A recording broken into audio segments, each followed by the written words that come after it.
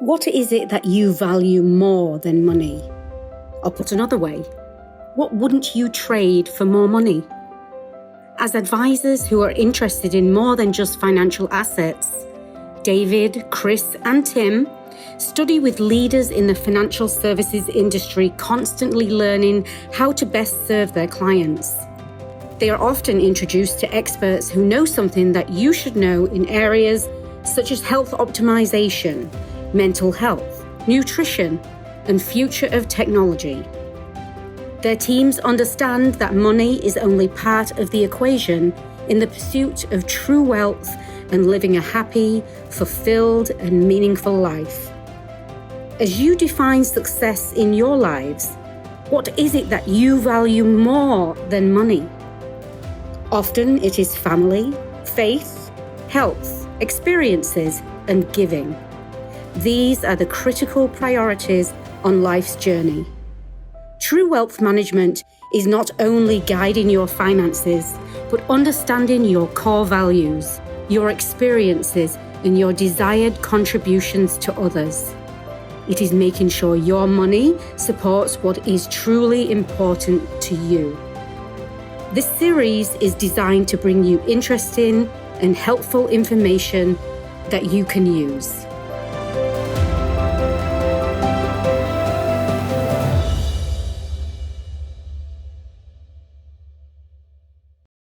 Welcome, everybody. Thank you for joining us today.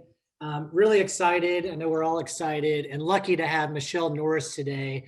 She is an expert in nutrition. You should see her somewhere on your screen. I had the great opportunity to hear her speak probably about a month ago at a top advisor conference. And it was one of the most, and I've heard several nutrition type of health webinars like this, but this was the most easy to understand, talking about how to read labels, very practical advice that I felt I could immediately use. Shared it with my dad. We talked about it and I was like, clients I think would really enjoy this because it's not overwhelming. And I know with COVID, so many of us have been staying at home and therefore eating at home. So we're all hungry for this type of information. And again, Michelle does a great job of making it very easily digestible. See what I did there? Hopefully I got a couple smiles. But also we're going to have Q&A at the end. So at the bottom of your screen, you should see a question or Q&A button. Feel free to type in your questions. We'll let Michelle get through her slide deck. It won't take too long. It'll be good information. She'll probably answer some of those questions, but then me and my partners, Tim and Chris, who you should see as well, the three of us will help kind of field those questions to Michelle and do our best to get those answered. We'll also have this recorded and send it out to all of you as well. So now I'm going to let Chris and Tim say a few words. Hi, everybody. Tim Freeze here in Chippewa Falls, Wisconsin. I am coming to you from the perspective on this topic as the grocery cart pusher behind my wife, who slowly goes down the aisles, reading all of the labels, and me questioning the amount of time I'm spending in the grocery store. And so now I want to empower myself, understand a little bit more about what's going on so that maybe she can push the grocery cart for a little while. But in all seriousness, this is an awesome, exciting opportunity to really continue our path towards true wealth as we talk with our clients and frame finances in our lives as a very important part of our lives. But this is really a core quadrant that we talk about in health and taking care of ourselves and what we put into our bodies. And so I'm just excited to hear what Michelle has to talk about and learn and take lots of notes. And hopefully for the folks that aren't on the call, we'll be able to share on our websites and a recap of the video. And I'm just glad that Michelle is here to share all of her experience and knowledge. Chris? Thank you, Tim. I appreciate it. Your wife and my wife should shop in the same store, apparently the same amount of time, because she's very literate in label reading as well. So I appreciate that. It's great to have Michelle, great to be with you all, great to bring this topic to you as well. I hope you have an appetite for it, because I know we are starved for this kind of information. So I want to really get forward with this. Exactly. just want to make sure you all get some levity of this as well. One thing we always do is we always go big. It's beginning gratitude. So I want to make sure everybody takes 30 seconds here to think about something over the last 90 days that you're grateful for. I'm going to be silent during this. I'll share mine and then we'll move on to Michelle. So take about 30 seconds to take a minute and reflect about something you're really grateful for over the last 90 days.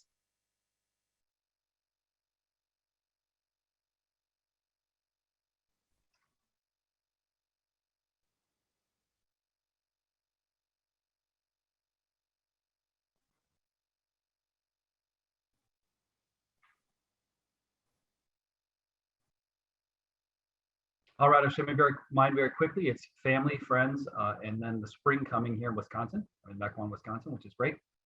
We appreciate that. I hope all you have yours as well. With that, I'll turn it back over to David if you want to introduce Michelle.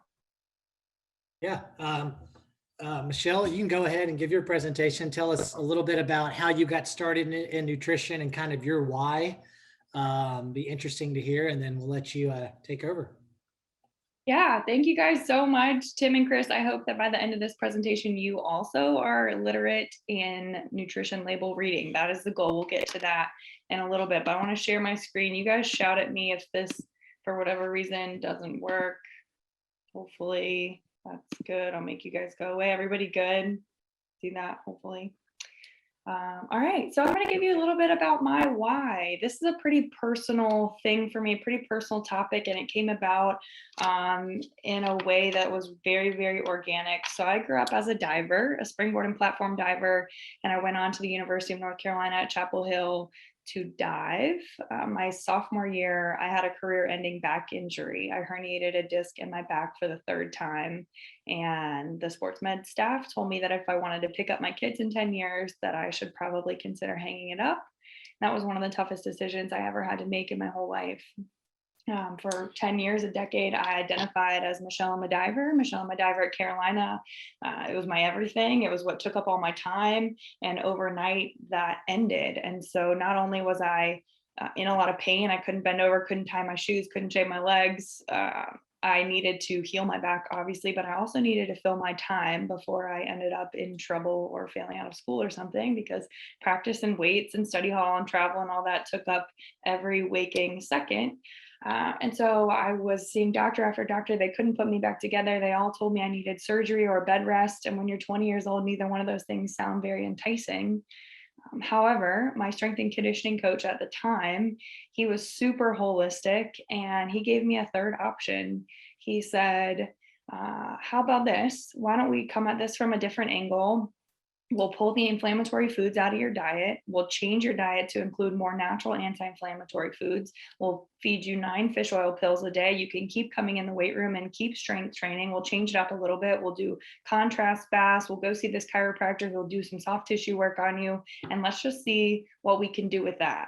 And in about 6 months, I was fully healed. It was incredible. And it was this light bulb moment for me that was like, oh my gosh, none of this was presented to me through the traditional medical model. I had no idea about my lifestyle choices and how they could impact the inflammation in my body, the inflammation specifically in my back.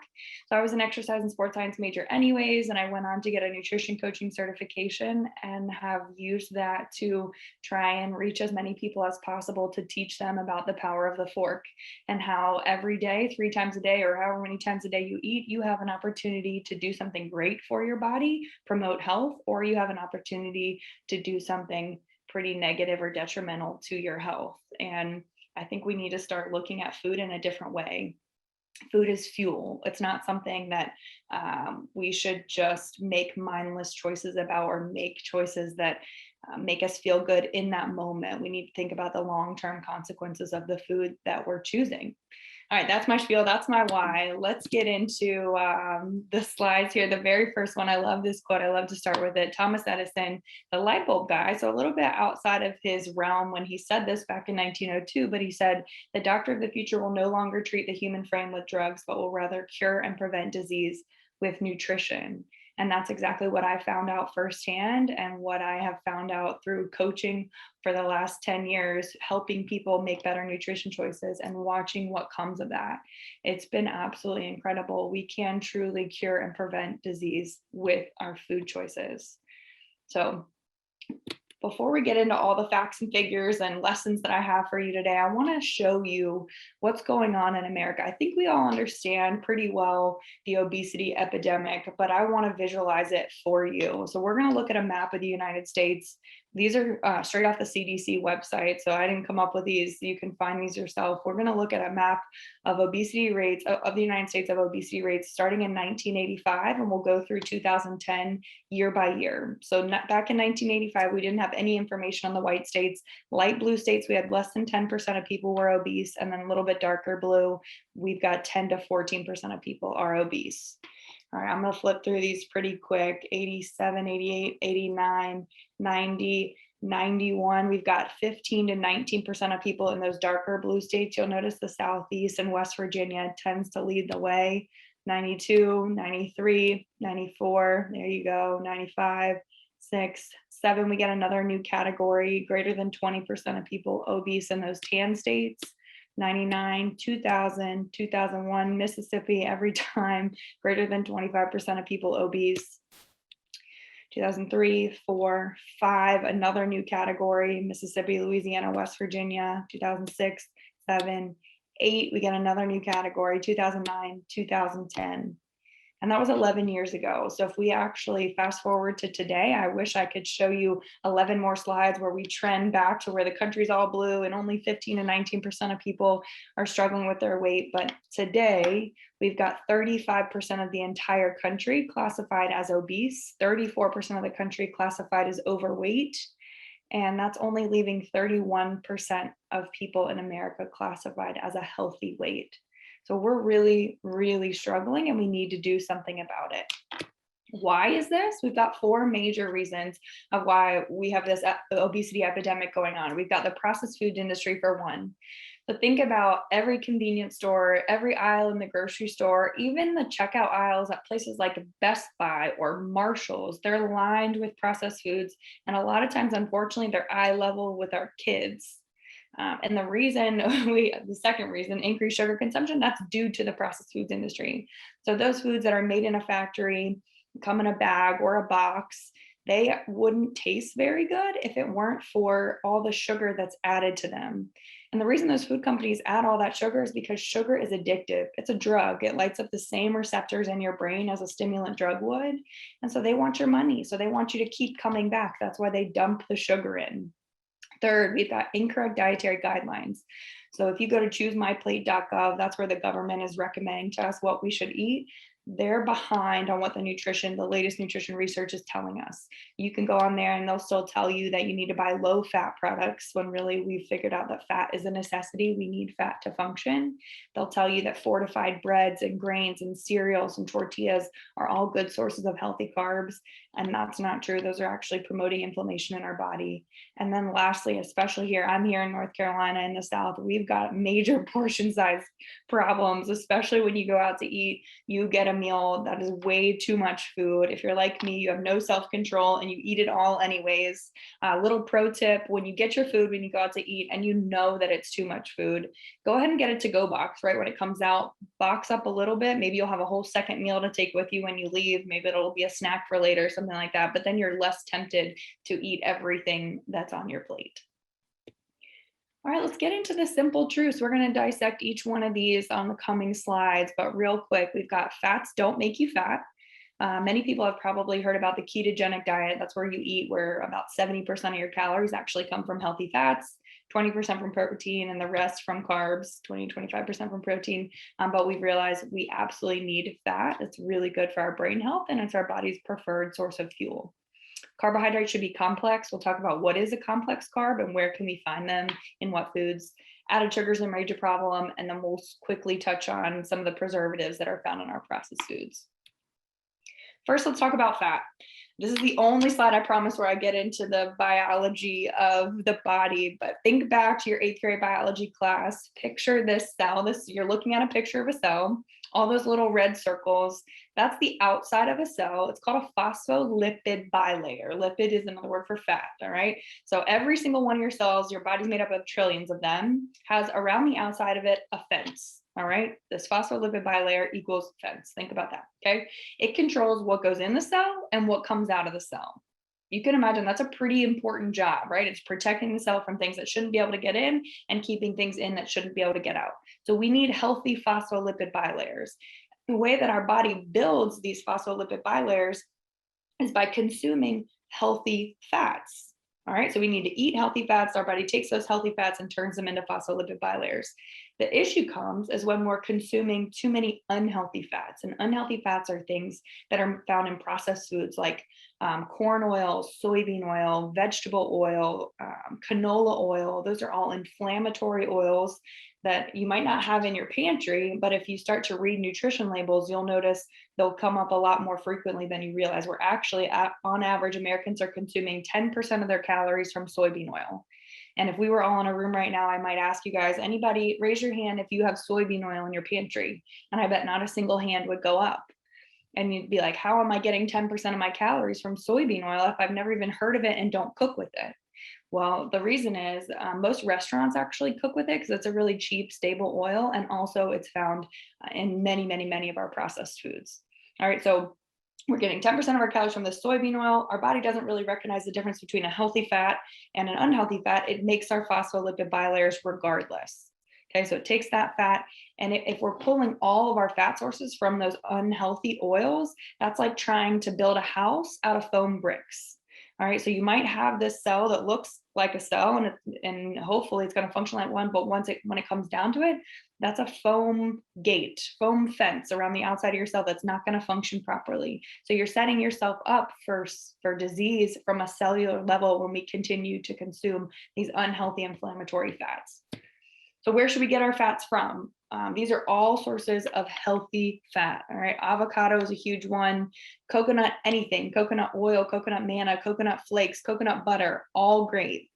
Before this call, we were talking about morning smoothies. And if you guys are a smoothie person, coconut oil is a great way to sneak in, throw that in your smoothie, and that's a great way to sneak in some healthy fats. Grass-fed butter or ghee, for those who are not familiar with ghee, that's clarified butter. So it's butter that's been melted down. They skim the milk proteins that come to the top. They skim those off. And what's left is clarified butter or ghee. For someone like myself, I don't do any dairy products, but I can have ghee, and that's an easy substitute for butter. Full fat yogurt, the full fat kind, buy the full fat kind, okay? Nuts, grass-fed beef. So for a long time, we thought beef, red meat equals heart disease, high cholesterol. They've proven that that is not true at all. We just need to make sure we're getting good quality red meat. So we want to look for the words grass-fed, all right? 100% grass-fed. Sometimes they'll trick you and they'll put on their grass-finished. That means those cows ate a few sprigs of grass right before they were sent to the slaughterhouse. All right, they probably had a diet of corn and soybeans their whole life, and then the day before they went to the slaughterhouse, they let them eat a little bit of grass so they could put grass finished on the label. Don't get duped by that. Good quality bacon. Again, another food that's been demonized for a long time. If we're buying bacon that doesn't have any added sugar or nitrates in it, that is an okay source of healthy fat. Full fat sour cream, cheese, guacamole, nut butter, and unsweetened nut milks, all kinds out there, coconut, almond, cashew. All right, so make sure we're incorporating these into our diet every single day. Number 2, carbohydrates should be complex. So let's talk about what is a complex carb. The difference between a simple carb and a complex carb is how it breaks down in your body. A simple carb is going to break down very quickly. It's going to create a spike in your blood sugar, and then you'll have a crash. And that's no good. We'll get into that in a second. Versus a complex carb, it keeps your blood sugar pretty stable and gives you more long-lasting energy. So look at the graph on your bottom right corner of your screen. We've got 2 individuals, and they monitor their blood sugar after consuming 2 different kinds of meals. The red line is somebody who just had a high-carb, low-fat meal. So maybe they had some macaroni and cheese and an orange juice. All right, all that's going to break down just like sugar in their body, the regular noodles and the orange juice. Unfortunately, orange juice is the same as drinking a soda. So we have a huge spike in the blood sugar. And then about 240 minutes after that meal, we have this crash. All right, so there, we're cranky, we're craving more carbohydrates. We have that 2:30 feeling, and we do this roller coaster again. Maybe we reach for some goldfish and I don't know, Nutter Butter, I don't know, some kind of snack of Nutella and go. And then we send our blood sugar right back up. And we do this all day long. A lot of times, many Americans will spike their blood sugar 3, 4, 5, 6, 7 times a day. And what the latest research is showing us about longevity, so living a long life, but having a good quality of life in those later years, is that the fewer times in your life you spike your blood sugar, the longer you live. All right, that's really, really, really important. The fewer times in your life you send your blood sugar on this roller coaster ride with simple carbohydrates, the longer you live. So every time we reach for something super sugary or something that's going to break down like sugar in our body, white bread, white pasta, wheat pasta, anything with sugar, cookies, crackers, chips, that's going to send our blood sugar up. We're taking time off our life. So not to say that you can't ever have these things again, but you should think about them in a different way. Is it worth it? All right, versus somebody with the green line, that blood sugar that stayed nice and steady, maybe they just had a steak and broccoli and a sweet potato. All right, so a sweet potato being a complex carb, it's going to break down slowly. It's not going to spike your blood sugar. That's where we want to live, right there, in a nice low blood sugar as consistently as possible. Other complex carbs that aren't going to spike your blood sugar: brown rice pasta, quinoa, beans, sweet potatoes, squash, green vegetables, all of those are good sources of complex carbohydrates. Added sugar is a major problem. All right, the average American currently is consuming 90 grams of added sugar every day. Compare that to what the World Health Organization recommends, which is 25 grams, and we're not doing so great. And the reason is the processed foods industry, it hides sugar in everything. All right, even one serving of ketchup is 4 grams of added sugar. All right, if you're like me, you certainly don't use one serving, right? So in just my ketchup alone, I might be getting 8 grams of sugar, whether that be every day, every other day, but it's hidden in everything. So we need to start paying attention to how many grams of added sugar we're consuming. I was meeting with an individual yesterday, and he told me he only drinks a 16-ounce cheer wine. And I looked at the added sugar, and I'm trying to remember what it was now. I think it was 64 grams of added sugar in one cheer wine. And he had no idea. So those are little things that we need to start paying attention to. Lastly, I know there's a lot of words on this slide. I'm not going to go into many of them, but I just want to point out that all of the words in that column on the far left side of your screen under chemicals, all of those are banned in another country somewhere else, but allowed in our food here in the United States. The FDA is pretty lax on what they allow food companies to put in our food. So unfortunately, what that means for us is we need to familiarize ourselves with some of these chemicals that are shown to cause negative side effects and be our own policemen and women, because we need to flip over that nutrition label and go, oh my gosh, this has BHT, butylated hydroxytoluene, shown to cause cancer in rats and affect our neurological system. I shouldn't be eating this, nor should I be feeding this to my kids. It lines a lot of cereal bags. So think about a cereal that comes in a bag in a box. Inside the bag, a lot of times is this BHT that will keep that cereal good until the zombie apocalypse, or whatever the crazy date is.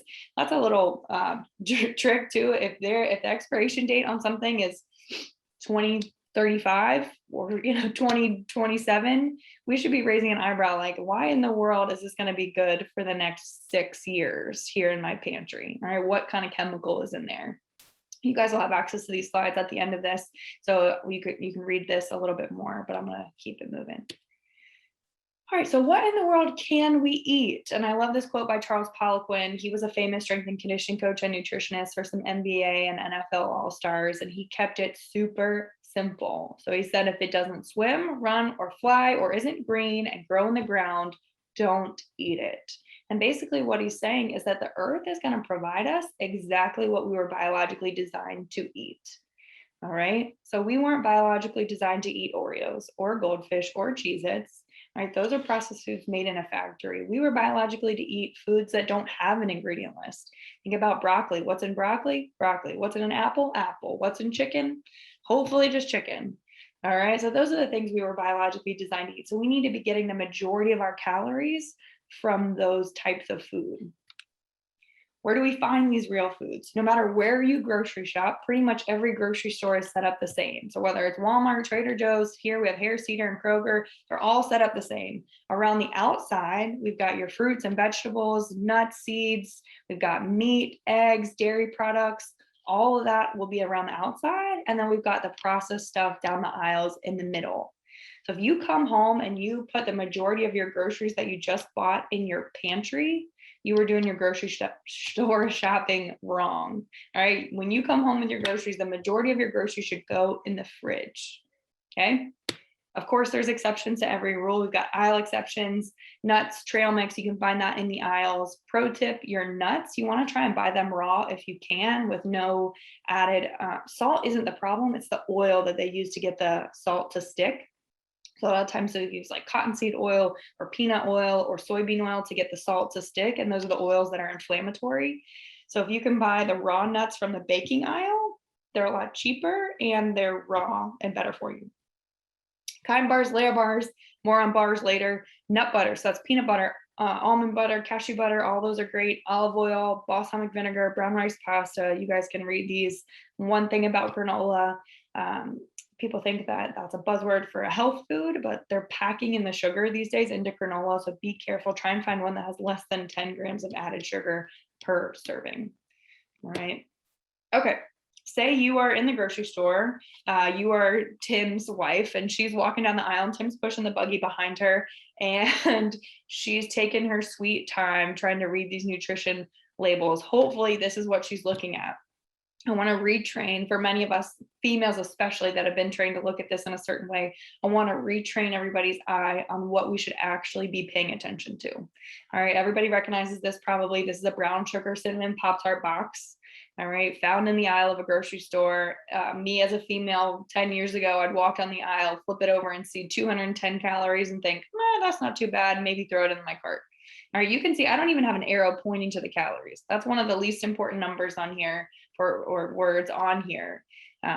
You can see the first arrow is pointing to the serving size. And the reason that is because the rest of this information on the nutrition facts label is based off of one pastry. It's based off of that serving size. Pop-Tarts are very confusing because they're packaged in packages of 2. You can't reseal the bag. Makes you think, well, I should eat 2. That's what they're promoting, right? If you were like me, every day, 4th grade started with 2 brown sugar cinnamon Pop-Tarts. So if that were the case for me, I would have to double all of this information because I'm eating 2 pastries. All right. So first thing, just recognize the serving size. That doesn't mean that's exactly what you need to eat. Everybody has different caloric needs. All right, the second arrow you can see is pointing towards the saturated fat line. For a long time, saturated fat was demonized. It was thought to lead to cardiovascular disease and heart attack and high cholesterol. That's been disproven. We need saturated and unsaturated fats, okay? Trans fats. Trans fats were the bad ones. They actually became illegal in 2015 because they were so detrimental to our health. They gave food companies 3 years to get the trans fats out. So you shouldn't have to worry about this, but there's an arrow just to make sure we want to avoid those at all costs. Okay, sugars. You'll notice there's 16 grams of sugar again in one Pop-Tart. So for me, before 4th grade every day, my poor 4th grade teacher was getting me after getting hopped up on 32 grams of sugar. All right. Remember, the World Health Organization recommends no more than 25 per day. The American Heart Association is a little bit stricter for women. They say 20 for women and a little bit more lax for men. They say 36 for men. All right. So back before 4th grade every day, I was getting way more than my total sugar for the day. And this is how sneaky sugar is. It's in everything and it's in greater quantities than we probably realize. Now let's zoom in on the ingredients. All right, many of you probably know the ingredients are listed in order of abundance. So that means the very first ingredient is the most abundant ingredient in that product. So for Pop-Tart, we've got enriched flour as the first ingredient.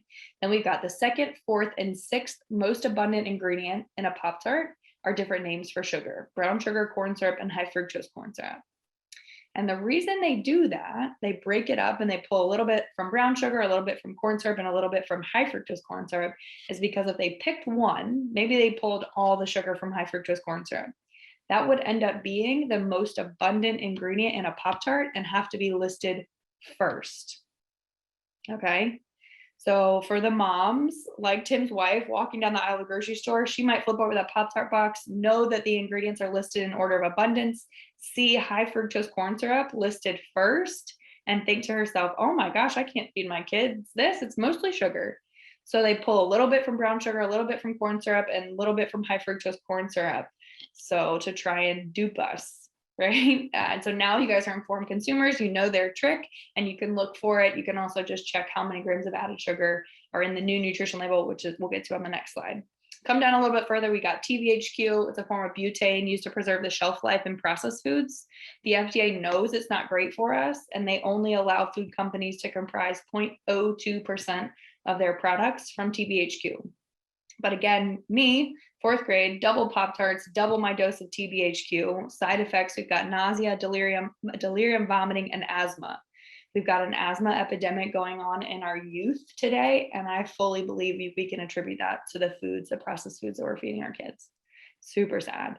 Come down to caramel color. It's linked to lung cancer in rats, and it's on California's list of potentially toxic chemicals. It's in things like all dark colored soda is colored with caramel color. It's in balsamic vinegar a lot of times, unfortunately. But it's a very, like I went to drink Emergency last week, and there's caramel color in Emergency. It's not even anywhere close to brown. It's like this pink color. I was so disappointed. So we want to be sure that we're paying attention to the ingredients that we're feeding, not only ourselves, but our little ones. Okay, January 1st, 2020, last year, we got a new nutrition label. Many of you might be familiar with this. I want to point out a couple things that are different. So the very first thing, the calories got bigger. We don't care, again, so much about that. But if you work your way down to that sugar line, previously on an old nutrition label, they would just tell us how many grams of total sugar are in a product. They didn't tell us how many were added and how many were from natural sources. So there's natural sugar found in things like fruit and things like dairy. There's lactose, that's a natural sugar. And so let's pretend this product, the nutrition fact label on the right, let's pretend that's a yogurt.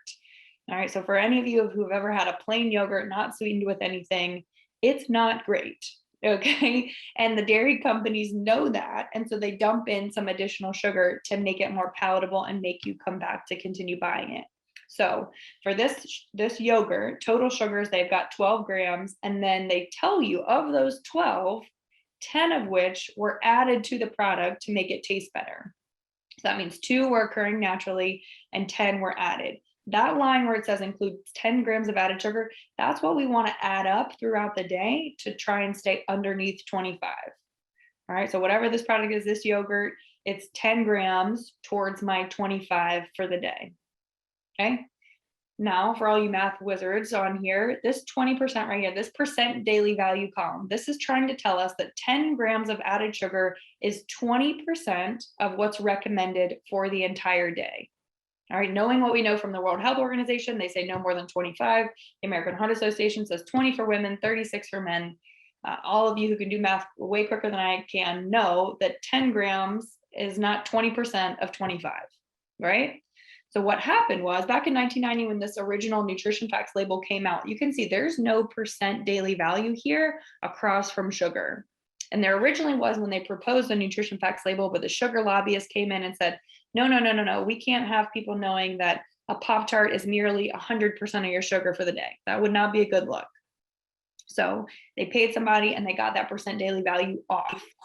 Okay, now fast forward 30 years, we have a percent daily value on there. The sugar lobbyists, they lost that battle, but they won in a sense because they convinced the FDA to tell all Americans that 50 grams of added sugar or less is okay. So that's what they're basing that number off of, 50 grams. So you now, again, as an informed consumer, know that this number is incorrect, and all we need to do is double it to know if that is what percent of our daily sugar it is for the day. So whatever this product is technically 40 grams or 40% of our total sugar for the day. Okay. All right, let's get into some practical tips for eating. What can you actually eat throughout the day that's made up of mostly these whole foods with very limited ingredients? So healthy breakfast ideas, we've got eggs, any way you want them. Eat the whole egg, not just the egg white. I know we went through this phase where we thought the yolk led to, because it's cholesterol, dietary cholesterol actually doesn't raise your blood level cholesterol. So eat the whole egg. If you can find free range eggs, that's the best kind. Greek yogurt and fruit, overnight oats, oatmeal, crustless quiche, smoothie, acai bowls, and leftovers. So for, a lot of us, we think of breakfast foods have to come from the breakfast food category. You can eat steak and broccoli for breakfast and your body will love it and appreciate it just the same in the morning as it does at night. Healthy lunch ideas. Think about anything in a bowl.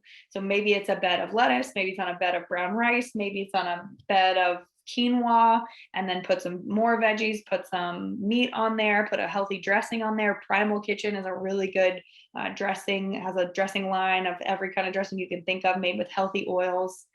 Ezekiel bread sandwich for my sandwich lovers. Try Ezekiel bread. You can find it in the freezer section at any grocery store. Almond flour wrap. Almond flour wraps are a little bit harder to find. You can find them on Amazon, but you can also find them at specific health food stores. Leftovers or soup and salad, all great lunch ideas. Dinner ideas, think about a meat, a veggie, and a complex carb. So steak and broccoli and brown rice, or chicken and asparagus and a sweet potato fries. We do them in the air fryer every day, it seems like. Chili, a bunless burger. So if you're craving a burger, get it. I get it all the time when I go out to eat, but I'll do bacon and an egg and avocado on it, and ask for a lettuce bun or just no bun at all, and then get a side salad or sweet potato fries. Breakfast for dinner. If you're a pasta person, you can sub your noodles for spaghetti squash or for brown rice pasta. Brown rice pasta, the only ingredients are brown rice and water. That's what makes it so great. And it's a complex carb versus a simple carb that's going to break down quickly and spike that blood sugar. Healthy snack ideas. Here's some more bars for you. If you're a bar person, I always tell people, leave the house with a healthy snack. If you leave the house with no food, the way the world is set up today, you have very limited options for healthy food once you leave your house. You have to go out of your way to find something healthy versus unhealthy is at your fingertips at every convenience store, on every corner with fast food, etc. So grab an RX bar on your way out of the door, or a Kind bar, or some beef jerky, an Epic bar, fruit and nut butter. That takes a little bit more time, but maybe it's a handful of nuts, protein shake, Greek yogurt, Vega bar, Cliff Way bar, rice cake with nut butter. If you're unfamiliar with a rice cake, it's like popcorn packed into a pancake, and you can put some nut butter on it. Trail mix, just try and get trail mix that's not just chocolate chips and raisins. Get some nuts in there too. All right, and I want to show you guys some healthier versions of your favorite comfort food. So we think about healthy eating, and sometimes all we can think about is nasty stuff, right? Or it has to taste bad. If it's healthy, then there's no way it tastes good. And that does not have to be true at all. So these are some of my personal favorites. Fried chicken, we do this once a week. We fry our own chicken tenders. We bread them in, put it in the egg first, and then we do a combination of almond flour and coconut flour. You can pan fry it in avocado oil or use an air fryer. I have recipe links for all of these. If you guys are interested, please just email me at the end, and I'm happy to share. Lasagna, I did this 2 days ago. Instead of using noodles, I just use really thinly sliced sweet potatoes. I have a mandolin, and it makes it really easy, but you can just cut them thinly. Don't cut your fingers off. And you use those instead of traditional pasta. Birch Benders Paleo Pancake and Waffle Mix. It's better than Bisquick. Everybody go buy it. You can buy it on Amazon. You can buy it at Walmart. Any grocery store pretty much has it now. It's a much healthier pancake and waffle mix. You can make these waffles and then make that fried chicken, and you have a much healthier version of chicken and waffles.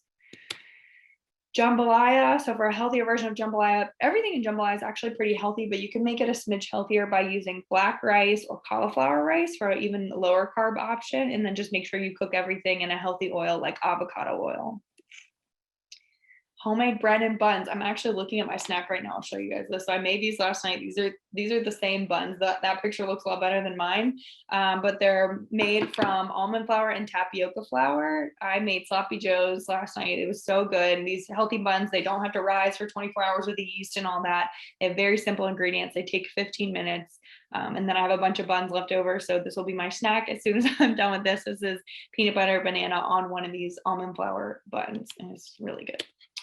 Pasta, I touched on this earlier. Swap your white or wheat pasta for brown rice or quinoa pasta or even spaghetti squash. It'll just help bring the carb content down, make you not feel so sluggish and tired after your meal.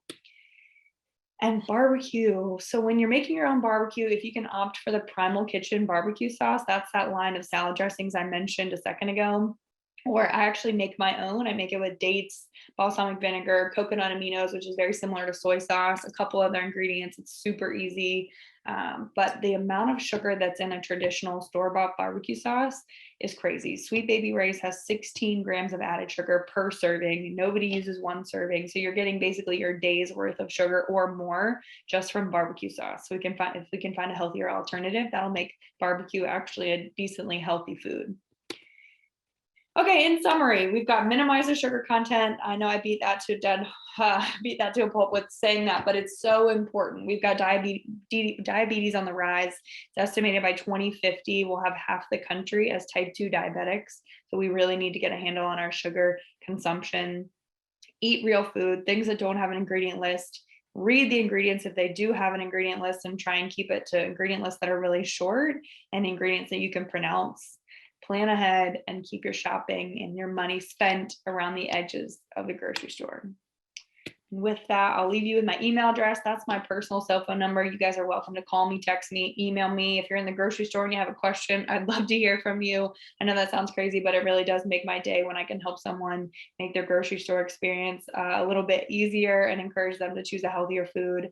That's my email if you guys are interested. And I do individual nutrition coaching on the side as well, or just have one quick personal question or want these slides. Happy to answer anything you guys need. Great. Thank you so much, Michelle. Tim and Chris, if you want to pop on, I know I only see 4 questions so far. I know we probably each have a couple of our own. I'll go ahead and hit 1 or 2 of these, and Chris and Tim, feel free to jump in. One question was PB2 versus peanut butter. Thoughts on that? Peanut butter all day long. You want the healthy fat that comes with the peanut butter, but just don't get caught up in the Jif or the Skippies, or buy something that's natural that has peanuts. The ingredient should say peanuts or peanuts and salt. I buy one from Trader Joe's that has peanuts, chia seeds, flax seeds, and one other thing, but there's no sugar or oil in it. But go for the real stuff. Okay. And somebody asked about getting copies of the slides. Tim, Chris, and I will get a copy of the deck, and feel free to email us individually, and we'll make sure you get that. Plus, there'll be a replay of this as well in the next week. I'll ask one more, and then Tim and Chris, you can ask some. Thoughts on fermented foods. Kimchi, I don't know if that means kombucha. I don't know what kimchi is, but kimchi, probiotics, kraut, etc. And what about MCT oil? And then I'll add to that kombucha for my sake, if that's not what that means, if that's in that same. Probiotic foods that are naturally fermented are fantastic for you. So they are good sources of probiotics. Probiotics feed the good bacteria in our gut. So our gut health is incredibly important. We can do a whole nother presentation on gut health and why we all need to improve it. But probiotics, so eating foods like that are fermented, kimchi, sauerkraut. Kimchi is on Asian food. It's pickled, it's kind of spicy, cabbage, carrots. They do some other different things, but kombucha is another fermented food. All of those are, yogurt is a fermented food, have good probiotics. And then MCT oil, yes, fantastic. Put it in your smoothie, put it in your coffee, whatever. Yeah. Nice. So here's another question we have as well. Somebody asked as well, are you familiar with pancakes? Pancake? P-A-M-C-A-K-E, yeah. I'm not. Okay. That was one. But I can look it up. Yeah. No problem. Another, go ahead. No, go ahead. So another one as well, a question for myself or from a few others was, if you go to Whole Foods and you buy step 4 meats, even bacon and other things, do those tend to be the kind of meats you're looking at? Or is there a certain place you typically go for the meats? Obviously grass-fed, but is there a better location than another to shop at that? Whole Foods is great. They have a great selection of meat. I personally don't go to Whole Foods. One day I'd like to financially get all my meat from Whole Foods or financially be at a place where I could. But I just look for the words. So if you're buying chicken, poultry, you want the words free range and organic on there. If you're buying grass fed or if you're buying beef, you want grass fed, 100% grass fed beef. If you're buying eggs, you want the free range eggs. So those are different words that you can look for at whatever grocery store you're buying your meat and eggs from. Michelle, this has been really, really good. Thank you so much. Yeah, sure. There's a question here, and my wife is actually from Europe, and the difference between what's allowed in the U.S. and not allowed in Europe. I mean, even even Coke and Diet Coke taste different over there, I've noticed. And I think the answer is probably money. But it's the question is really why is there's so much more sugar and processed in our, within our borders. The processed foods companies have a lot of power. Yeah, they pay people, unfortunately. Yeah, Europe, they're a lot more strict over there. If you look at the ingredient list on Doritos in Europe versus Doritos here, it's crazy. Like even just if you're just looking at length, it's like this to this. It's cheaper here for like why would Doritos not just produce the same Doritos around the world, right? Because the Doritos that they produce here, they can produce for cheaper with the chemicals. Like I'll give you the example of Kraft macaroni and cheese. A couple years ago, there was a petition started by a lady here. She calls herself the Food Babe. She's from Charlotte. And there was yellow dye in Kraft macaroni and cheese, which has been shown to have some side effects with attention deficit disorder or cause attention deficit disorder. And in Europe, if you have a dye in your food, you have to put a big warning label on the front, contains yellow 5 or something like that. And so Kraft macaroni and cheese, they didn't want to do that. And so they just took it out and they replaced it with paprika. Okay, so to keep the color, but paprika is a little bit more expensive than yellow dye. So here in the United States, because we don't have any rules or regulations on that, they continue to use the yellow dye for our macaroni and cheese. So she started this petition to get the Kraft macaroni and cheese to pull the yellow dye out, and she did. She won. And so now you will find it with paprika versus the dye. Not that macaroni and cheese is a healthy food by any means, but at least I guess it's a step in the right direction. Right. And the preservatives, I know the culture in Europe is going to the grocery store more than once a week, probably. Oh yeah. Mm-hmm. The Like refrigerators daily. are smaller, everything's smaller. So Yeah. another question, it looks from my office, my son is an athlete and needs a higher calorie diet. What would be some high calorie healthy foods that he could eat?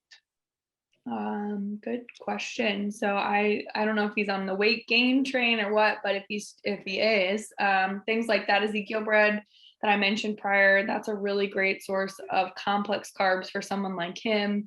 If he wants to do, I tell people, the athletes that I'm working with that are trying to gain weight, do a peanut butter banana sandwich at night on Ezekiel bread. That's a little trick that'll help them. Any kind of protein from meat is going to be great for him. Brown rice pasta. So he still does need a lot of carbs, but that doesn't give him a free pass to just eat whatever he wants and from any carb source that he wants. So that Ezekiel bread, that brown rice pasta, rice cakes, the brown rice cakes, things that are carb dense and healthy fat. So peanut butter, almond butter, lots of nuts would be great for him, and making sure he's getting enough protein from meat sources if he's a meat eater. Perfect. Mm-hmm. Hey, Tim, you could also look at the Bryson DeChambeau diet plan, which he's gained like 40 pounds of muscle in the past 6 months. I'm just kidding about that. If anybody's a golfer, it's kind of crazy. Somebody already asked this, but there's a question that goes along with this. And my 12-year-old daughter asked me the other day, she pulled out the olive oil and said, "Can I just drink this? Is this good for me?" So we have somebody who asked the question, is olive oil good or bad? Olive oil is great. The confusion that's coming with olive oil now is that we figured out at high temperatures, it loses some of its nutritional value. So olive oil is for things like salad dressings, or if you want to dip your food in it. But if you want to cook or coat a pan, we want things like avocado oil, coconut oil, butter, or that ghee. Those are better options compared to olive oil. That's awesome. Another question along the lines too. So if you're eating fish is a big item, and you got Atlantic salmon, you got cold water salmon, you've got mackerel. Is it true that high fatty fishes are better for probably for your brain or your digestion system as well? Yeah. The higher the fat content, the better for your body, better for your brain. Fish is another one. When we're buying fish, we want to try and get the wild caught fish when possible. I know there's the issue with the mercury content, but there are way bigger things that we need to worry about. If you've got 100% of your nutrition dialed in, then we can talk about the mercury content of fish. Until then, we can probably focus on other areas. Hey, Michelle, so somebody asked, if you don't eat dairy, what are the best alternatives for cheese and recipes? I know that's something, I love cheese and I struggle with that. And I've recently started buying like the cashew kind of cheese dips, that sort of thing. And trying to look at the ingredients on those, but what would be some alternatives for cheese? Yeah, trying to find the nut-based ones versus the soy-based ones are going to be your better alternatives. I have an almond cheese that's in our pantry or in our fridge right now. A lot of times I'll use an egg if you want to do cheese. Like I love cheesy broccoli growing up, and that was the only way I could eat broccoli. So sometimes I'll fry an egg over easy and then put it on vegetables, and it feels cheesy. For that lasagna that I do with the sweet potatoes, typically lasagna would have ricotta cheese, right? You actually scramble eggs and every layer. So I go sweet potatoes, the meat and sauce, and then some egg that I've kind of scrambled is just raw.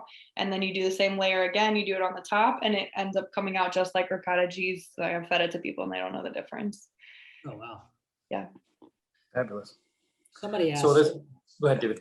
I was just going to say, it's a quick question. Somebody asked, do these guidelines change as we age? And I think it's a client of mine. I think she means all of these guidelines, just in general. Not necessarily the types of foods that you're eating. If you're a female and you're going through menopause, something like that, that can impact. We need a little bit more fat, a little less carbs. As we age, that's kind of the general rule. You need more healthy fats and less carbs. Pretty much everybody in America could really benefit from that, though, as well. As far as the types of foods that we need to be eating, always just whole food sources. So we do have a question as well, was what is your opinion on intermittent fasting? It's a big trend today. How much time does everybody have? Several days. I mean, we got the rest of our lives here. I mean, come on. Okay. Intermittent fasting is great. We could do a whole presentation on it. Whether you're doing time restricted feeding, which is where you fast for 16 hours a day and you eat all your calories in an 8-hour window, that's great. Just make sure you're getting all your calories in. If you're doing like a fasting mimicking diet where you're eating low calorie for a number of days in a row, that can be really great. They do different things. So if you're on a weight loss journey, that's one type of fasting. If you're just fasting for longevity and cellular autophagy and just trying to live a healthier life, that's a different type of fasting, but it's great. We'll just leave it at that. How about that? Awesome. Okay. So there's a new pasta alternatives, which are hearts of palm pasta, or a new one called Pasta Zero. It's called shirataki. Are those reasonable? I know heart of palm sometimes has had some questions about it, if you're familiar with those. I don't know about the heart of palm. That's Okay. one I can look up. There's another one that's like a low carb pasta noodle. It's white. I don't know if it's called, did you say shiitake? That's a mushroom. I'll have to look up the name of that low carb pasta, but it's super simple ingredients. It only has like 3 things in it, and it might be what that person is asking about. If that's the case, yes. If it's a long white and low carb option, yes, it's good. Awesome. This is kind of an interesting one. This one actually comes from a longtime client of mine, my mother, who actually is the reason that I'm here. So celebrating National Women's Month, we can ask us recommendations for starting if a pantry is full of less healthy stuff. So we got a great point and we want to be healthy, but if we got all this stuff, literally should we just throw it out? What's your recommendation for, because sugar is extremely addictive. So I guess the question has 2 points. What should we do if we've got a pantry full of crap? Yeah, that's it's gonna be. Let's say my dad's on here as well, and he has the same predicament. So this is okay? Your mom and my dad. Depending on the kind of person you are, some people like to cold turkey it, and they will literally bring me into their house and we will chuck everything that shouldn't be there. And when that process is happening, I will show them why. We flip over the box and I say, here, this is why, due to these ingredients, due to this amount of sugar, due to these processed oils, this has to go. And it's a good learning opportunity for them. But some people, they would rather go more slowly, and as they finish the last sleeve of Oreos, then they just don't replace those Oreos with any more Oreos. You guys can do it however you want. I tell people all the time, they'll have a protein powder and I'll recommend a different one. Just finish out what you got and then replace with healthier stuff. The way that the food industry is going right now, I think they're really figuring out that people are trying to get healthier. And so there are some easy 1-for-1 substitutes. Like if you're a cracker person, if you haven't seen the Simple Mills almond flour crackers yet, that would be a great alternative for your Ritz crackers and cheese. If you like that at night, a lot of people like to kind of snack on something while they're cooking dinner. That's an easy alternative. Things like the Primal Kitchen salad dressings, and they have mayonnaise, they have pasta sauces, all of those they have ketchup, barbecue sauce, all those are great substitutes and taste very similar to what you're used to. So there's little tricks like that when it's not saying you can never have a cracker again. That's not a life nobody wants to live. So little hacks like that hopefully Yeah, it's Tessamase is another good brand like Primal, right? What's the, I think it's sunflower oil. Oh, really? On Tessamase? I know it's no added sugar, and I see that at Whole Foods next to the Primal all the time. And so, Yeah. Hold on, I'm looking it up. TSS. TESS and a bunch of other letters after that. I don't know. Tessamase. Yeah. TESSEMAS probably. Let's see. And I can get back with you on that. I mean, I was just curious because I know that one has come up. Yeah. Guys, I think this is a pretty hot topic. I mean, we've never had so many questions just pour in. This is awesome. Yay. Okay, Yeah, good. Yeah, most nice of them are job, from Michelle. most are from David himself, though. What's I'm the anonymous attendee on here. Yeah, here's another one of David's. What's the best way to kick the sugar habit? As you said, it's addictive. Yes, I have that question too. Yeah, for me, it was slowly over time. I couldn't do it cold turkey. If you want to do a cold turkey, it's a drug. It's addictive. Your body's going to go through the same withdrawal symptoms that you would experience if you were trying to kick a drug habit or alcohol, something like that. You'll get irritable, you get the shakes, you'll get a headache. People talk about the keto flu. A lot of times that is coming from kicking the sugar addiction. Okay. You're welcome to do it that way. But just slowly over time, if you can start to just pay attention to how many grams of added sugar you're consuming, even if it's 100, if you have 100 grams of sugar today, maybe tomorrow you only have 90, and maybe the whole rest of the week you only have 90, and then the next week you're going to cut it back to 75. If we can just start paying attention, I think that's the first thing. And then, yeah, slowly pull back so you don't shock your body. But if you like to cold turkey it, that's fine too. Michelle, I also have another question. Do you do personal nutrition coaching for individuals? I do. Mm-hmm. You do? Okay, perfect. We could set something out like that. Since there's so many questions too, and you think there's other topics, we can also discuss maybe having something where we give you a topic that might be hot, and we do, some follow-up pieces too with that as well. It's an idea. Yeah. Some of the hottest ones right now are the gut. So I do a whole presentation on leaky gut and the importance of that. The ketogenic diet and intermittent fasting are the biggest things. So if you guys are interested in that. If somebody donate unwanted pantry food to a food bank. Yep. Yeah. Somebody made. Give your unhealthy food to the homeless. I do have conflicting feelings about that. Right. I do too. Maybe the trash can's okay in that case. I get this a lot, and this from my dad as well, but how and he's doing a lot better now, but eating healthy, it's expensive, or of course Whole Foods is expensive, but and my argument's always been, well, you're either going to pay it now at the grocery, you're going to pay it later with your health and your enjoyment of life, or the doctor bills or prescriptions and all of that. What would you add to that, or what would you say to somebody that says it's too expensive, I'm just going to keep buying what I'm buying? I would say that I've done the math on my husband and I's grocery bill, and we eat for $5 a meal, and we eat all Whole Foods. We shop at Aldi. So if you guys have Aldi, it's super cheap. You can get vegetables for super cheap. You can buy free range chicken. You can buy grass-fed beef. You can buy no sugar added bacon. It is a little hit or miss, but they do have wild caught fish. And the prices are just unbeatable. So yeah, that's what I have to say. That Are you employed by Aldi? Are you employed by Aldi? No, I'm just kidding. I'm not employed by Aldi. Also, we do a lot of stuff on Amazon. So I get almond flour in 5-pound bags. I get my tapioca flour in a 4-pound bag, coconut flour in a 4-pound bag. So buying in bulk is another way to do it too, to make it more affordable. You mentioned yogurt, coconut. So I see, like when you go to Whole Foods and places, you see coconut yogurt, Greek yogurt, and then sometimes 100% grass-fed yogurt. Which one's better? What's the difference? It depends on if you tolerate dairy well or not. So for myself, no dairy. So actually I don't do any yogurt, but if you want to do an almond one or a coconut one, just be careful of the amount of added sugar that's in there. If you tolerate dairy, fine. I tell people the 000 black label Greek yogurt that's sweetened with stevia is one of your better options. Oikos 000. So Greek has dairy. Greek is dairy. Okay. Oh yeah, and that's related. There's one about agave ketchup. Is agave better, I guess, sugar option? Still sugar, still going to impact your blood sugar, maybe a little bit less than traditional table sugar, but don't think about it like a calorie or like a free food that's still healthy for you. It's still going to impact your blood sugar. Some sweeteners that won't are stevia, so coming from a plant. You can buy the liquid stevia on Amazon. That's the one I think that tastes the least weird. And then monk fruit sweetener. So both of those are natural and they come from, and they don't impact your blood sugar. I have a question just for myself. I was recently in a place where I was able to eat at a fresh market, I think is what it's called. What about fast food? So a lot of time you don't have time to cook or whatever, and a lot of people are ordering out. Some of the guidelines, is there a fast food restaurant you think, like Panera or something, or is it just making the same choices when you're ordering restaurant food as well?